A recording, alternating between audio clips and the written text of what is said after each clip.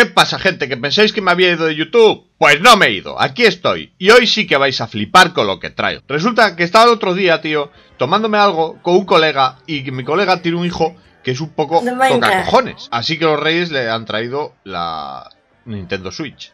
Pero que bueno, en fin, es buen niño. Total, que mi colega se fue al baño mientras yo me quedaba a cargo de su niño rata de Minecraft, que estaba jugando ahí a su Switch. Y yo pues quería jugar a la Switch del niño, pero el mamón de él no me la dejaba. Así que le dije, mira, yo en mi móvil también tengo juegos. Y abrí mi emulador de NES. Y abro Feliz Mi Run diciendo, yo a este niño lo voy a engañar como yo quiero. Y abrí Super Mario Bros. Y le digo, mira, ¿ves? Es el Mario Bros. Y lo tengo en el móvil, te lo cambio. Y no va el niño y que me mira ahí con unos aires de superioridad y me dice, ese no es Mario. Y yo, sí es Mario. Y dice el niño mirándome como si yo no tuviese ni puta idea. Me dice, ese no es Mario, tío, este es Mario. Y me lo enseña ahí, un Mario en la Switch a HD, con unos pelos en el bigote que flipas, más pelos que yo en mi bigote, tío. Y dice, ¿ves cómo este es Mario? Ese que tú tienes ahí, ese no es Mario. Y digo, joder, con el niño.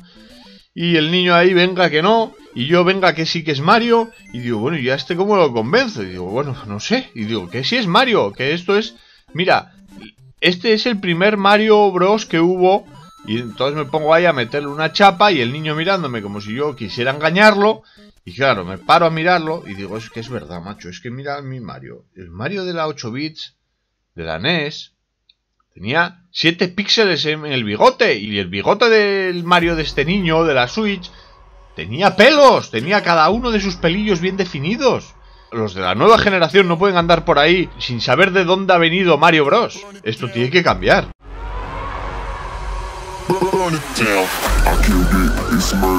Parte 1. Los comienzos de los videojuegos. Todas las buenas historias comienzan antes o después de una gran guerra. Y esto, que es una frase que he hecho yo y que queda muy bien como inicio de la serie, no la tengáis tan en cuenta. Quiero decir, hay historias muy buenas que no empiezan con una guerra. Pero esta historia, que es la nuestra, sí que empieza justo después del fin de la Segunda Guerra Mundial. Esto es a finales de la década de 1940. O sea, hace más de 70 años. Nos queda lejos en el tiempo, ¿verdad? Bueno, pues los antepasados de los videojuegos, los que serían los bisabuelos o los abuelos de los videojuegos, vieron la luz en lo que por aquellos años se llamaban superordenadores programables. Y esto es bastante de chiste porque esos superordenadores ocupaban habitaciones enteras de salas gigantes y necesitaban una refrigeración de la hostia para calcular una suma. Ay, total, que como la guerra ya había acabado y la raza humana, que es mucho de tener que matar siempre los tiempos libres,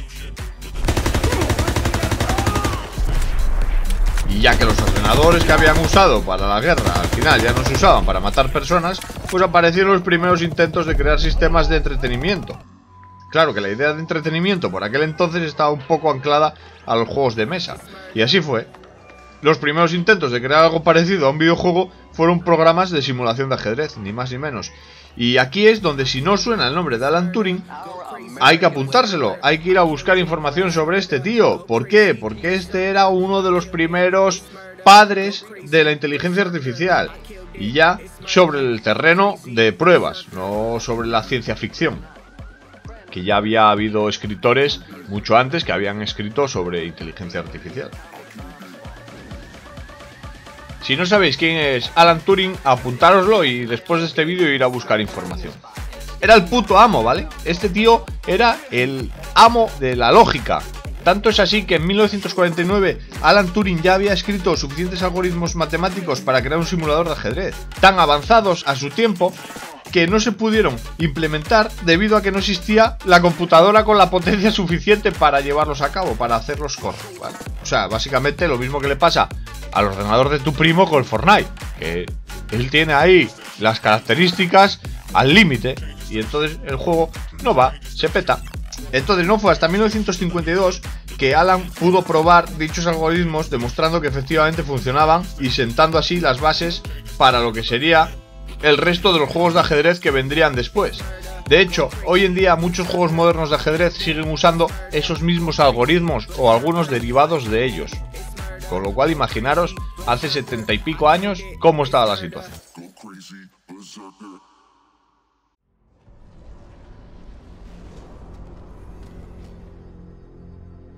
Parte 2. La guerra por el título del primer videojuego de la historia.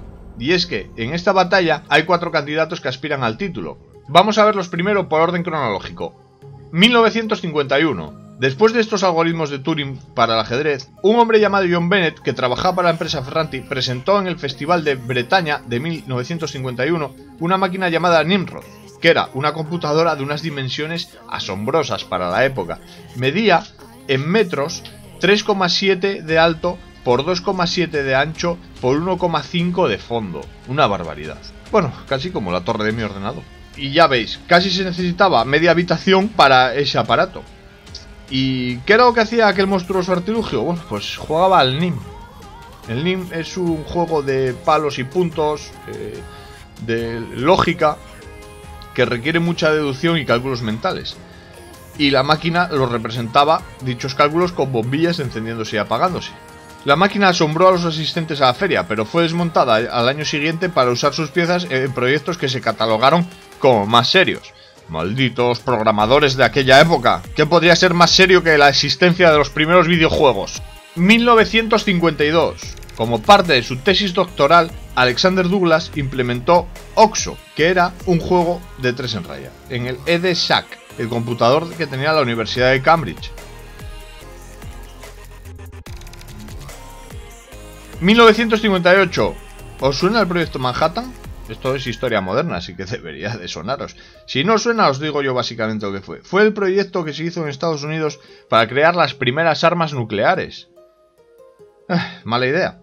Pero en este proyecto participó un ingeniero llamado William Higginbotham, que junto con Robert Dvorak crearon el juego Tennis for Two, usando nada más y nada menos que un osciloscopio y un poco de circuitería. Y además, esto incluía sus propios controladores, así que estábamos ante la aparición de los primeros mandos de videojuegos. Así estaban los tiempos. Me pregunto dónde sacarían tanto tiempo libre en ese laboratorio. Quiero decir, después del proyecto Manhattan, ¿pasas a hacer videojuegos? Quizás el bueno de William sabía que el mundo había encontrado las armas nucleares y decidió que ya estaba bien de trabajar. Que si todo se iba a ir a la puta, mejor tener videojuegos. Yo estoy con él. 1962. Space War. Este es el más joven de los aspirantes, creado por Steve Russell junto a 2 colegas del MIT, Instituto de Tecnología de Massachusetts, el MIT. No sé si os suena, debería. Crearon el primer videojuego de corte espacial en el computador PDP-1 y el juego pesaba 9K. Imagínate, en lo que pesa el Fortnite cabrían. Momento de cálculo. Teniendo en cuenta que el Fortnite pesa cerca de 40 gigas, si lo convertimos en kilobytes, nos arroja unos 41.943.040 kilobytes. Que si lo dividimos entre los 9 que pesaba cada una de esas copias de ese juego, nos da 4.660.337 con 7 periódico veces que se puede instalar el juego Space War en lo que ocupa el Fortnite. Son unas cuantas instalaciones, la verdad. Bueno, así que, ¿por qué existe una guerra por el título del primer videojuego si debería estar claro en función del año de salida en el que apareció el juego? Se podría decir cuál fue el primero de los videojuegos, pero es que el problema no es decidir cuándo, sino qué se considera un videojuego. Me explico.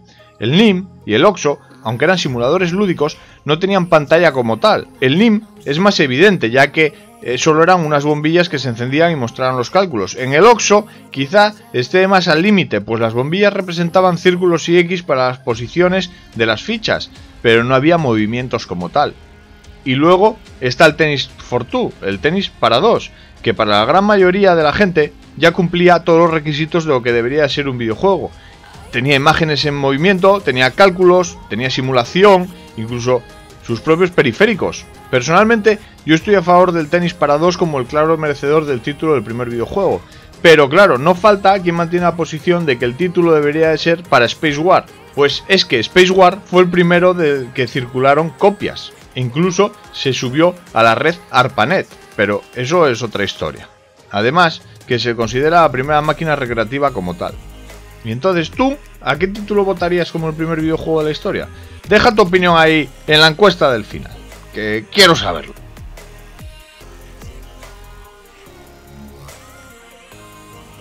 Parte 3. El negocio de los videojuegos.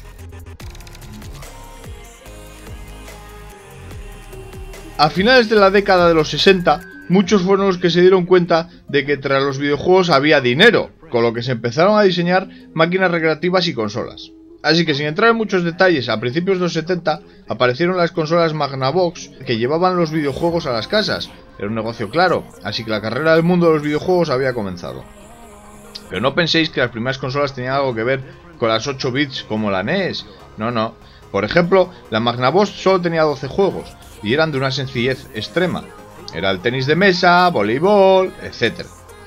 Y no había puntuación, por lo que los que jugaban tenían que memorizar las movidas, los tantitos que llevaban en la cabeza, lo que dio lugar a una pila de peleas entre hermanos y amigos descomunal. Pero bueno, eso va en la sangre de los videojuegos. Además, estas consolas no tenían cartuchos como tal, sino que eran una serie de tarjetas de circuitería perforadas y un manual de instrucciones de 36 páginas. Los juegos tardaban siglos en cargar y no tenía ni música ni nada, pero el virus de los videojuegos se estaba expandiendo. Luego llegó la fiebre del matamarcianos, el género que lo cambió todo. La carrera espacial, la llegada del hombre a la luna y la ciencia ficción de mediados del siglo habían marcado profundamente a la sociedad.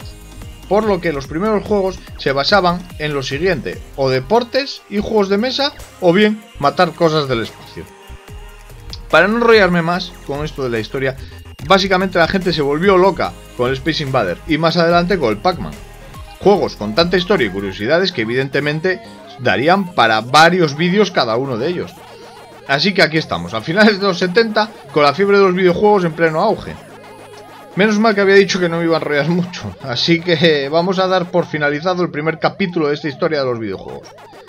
¿Qué os ha parecido el primer capítulo? Dejad vuestra opinión ahí en los comentarios y espero que os haya gustado. Nos vemos en el siguiente capítulo. ¡Chao!